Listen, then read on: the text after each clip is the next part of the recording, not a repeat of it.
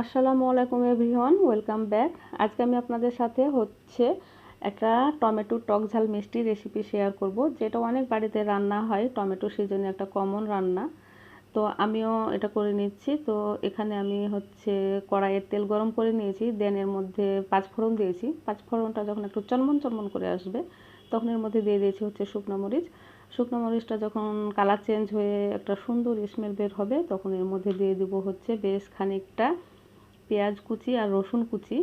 অনেকের শুধু রসুন কুচি দিয়েও এটা করা যায়, পেঁয়াজ কুচি না দিলেও চলে, তবে পেঁয়াজ কুচি দিলে খেতে আর একটু স্বাদটা বেড়ে যাবে। তো এখানে আমি বেশ খানিকটা পেঁয়াজ কুচি আর রসুন কুচি দিয়ে নিয়েছি। দেন যখন এটার কালার চেঞ্জ হয়ে একটা গোল্ডেন ব্রাউন হয়ে আসবে, তখন এর মধ্যে আমি টমেটোগুলো ছেড়ে দেবো। তারপরে টমেটোগুলো ছেড়ে দেওয়ার পর একটু নাড়াচাড়া করে এর মধ্যে লবণ দিয়ে দিব। আর লবণ দিলে কিন্তু প্রচুর পানি বের হবে। তো অল্প অল্প জালে আমি ফার্স্টে একটু জোরে জাল দিয়ে পানিটাকে মেরে নেব, দেন অল্প অল্প জালে এটাকে রান্না করব।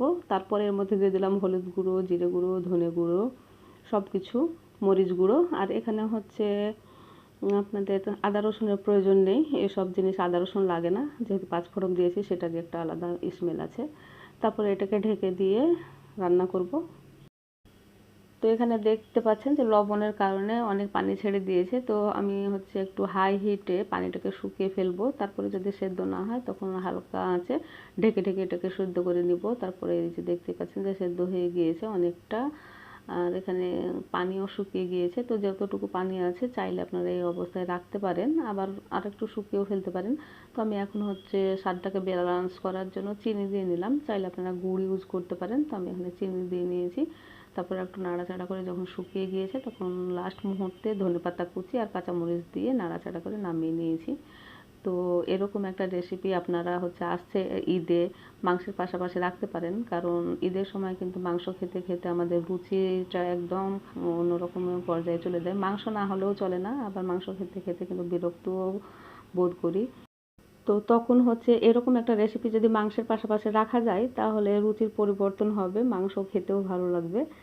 তো কেমন লাগলো আমার ভিডিওটি বা রেসিপিটি? লুকসটা কিন্তু অসাধারণ এসছে, দেখেই বোঝা যাচ্ছে।